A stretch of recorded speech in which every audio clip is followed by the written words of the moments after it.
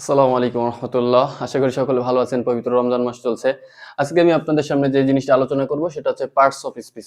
বিভিন্ন ধরনের প্রতিযোগিতামূলক ভর্তি পরীক্ষায় যে প্রশ্নটা বারবারই আসে, যে একটা সেন্টেন্স দেওয়া থাকে, সেখানে একটা ওয়ার্ড আন্ডারলাইন করা থাকে, যে ওই ওয়ার্ডটা কোন ধরনের পার্টস অফ স্পিচ সেটা আমাদের লিখতে হয় বা আমাদেরকে ডিটারমাইন করতে হয়। তো এই জিনিসটা আমরা খুবই সহজে শিখতে পারি। সেটা হচ্ছে একটা থিওরি, সেটা হচ্ছে প্যাট থিওরি আমরা বলবো।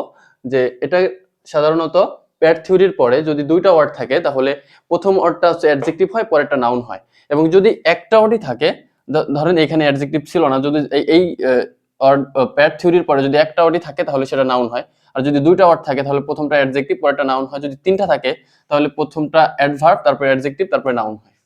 তো এটা কিভাবে হয়, প্যাট থিওরিটা কি, আমরা এটা একটু আলোচনা আসি ভিতরে। প্যাট থিওরির মূলত এখানে পি এ ডি তে চারটা জিনিস বোঝায়। পিতে প্রথমটা হচ্ছে পজেসিভ, তারপর হচ্ছে প্রিপজিশন, তারপর হচ্ছে আর্টিকেল, আর ডি তে হচ্ছে ডিটারমিনার।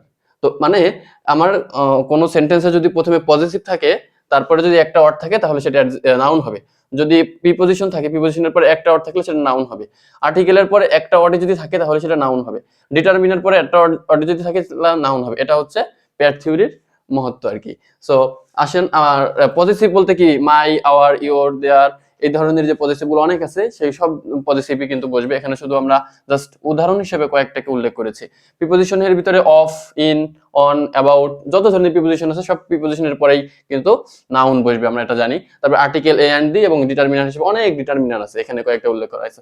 তো আমরা যদি প্রথম এক্সাম্পলটার দিকে খেয়াল করি, এখানে এক্সাম্পল হিসেবে I live in Dhaka. Pat theory মতে এখানে আমরা যেই ব্ল্যাঙ্কটা আছে, ব্ল্যাঙ্কটার আগে আমরা কি দেখতে পেলাম, এখানে একটা ইন। ইনটা কি একটা প্রিপজিশন। যেহেতু প্রিপজিশন, প্যাটের প্রিপজিশন চলে আসলো, সেক্ষেত্রে প্রিপজিশনের পরে কয়টা ওয়ার্ড আছে আমরা দেখতে পাচ্ছি এখানে, যেহেতু শেষ ফুল স্টপ, একটা ওয়ার্ডই আছে, তাই না? তো একটা ওয়ার্ড যদি থাকে, আমরা জানি যদি একটা ওয়ার্ড থাকে সেটা অবশ্যই নাউন হবে। তাহলে এটা নিঃসন্দেহে নাউন হবে। এটা একদম সহজ একটা এক্সাম্পল আনা হয়েছে, কিন্তু এটা আপনার এই থিওরি অ্যাপ্লাই করে অন্য যে কোনো সেন্টেন্সে যদি অ্যাপ্লাই করেন একই জিনিস দিবে। এরপর দেখি আমরা যদি একই sentence, I live in Dhaka city, I live in Dhaka city, সেক্ষেত্রে এখানে ইন, এখানে হচ্ছে ইন, ইন হচ্ছে আপনার প্রিপজিশন। তো প্রিপজিশনের পর কয়টা, একটা এবং দুইটা। তাহলে আমরা এখানে যেটা বলেছিলাম, তাহলে নিঃসন্দেহে কি বলা যায়, এই ঢাকা কোন পার্টস অফ স্পিচ? ঢাকা কিন্তু এখানে যেহেতু প্রথমটা, তাহলে এটা অ্যাডজেক্টিভ হবে। তারপরে যেটা যেহেতু 2 নম্বর, সেটা নাউন হবে। তাহলে একই ওয়ার্ড ঢাকা প্রথম সেন্টেন্সে হচ্ছে নাউন, দ্বিতীয় সেন্টেন্সে হচ্ছে অ্যাডজেক্টিভ। এবং জাস্ট বিকজ যেহেতু এই আমার প্যাট থিওরি বা প্রিপজিশনের পরে দুইটা ওয়ার্ড, সেই জন্য এটা কিন্তু অ্যাডজেক্টিভ হয়েছে। খুবই চমৎকার না?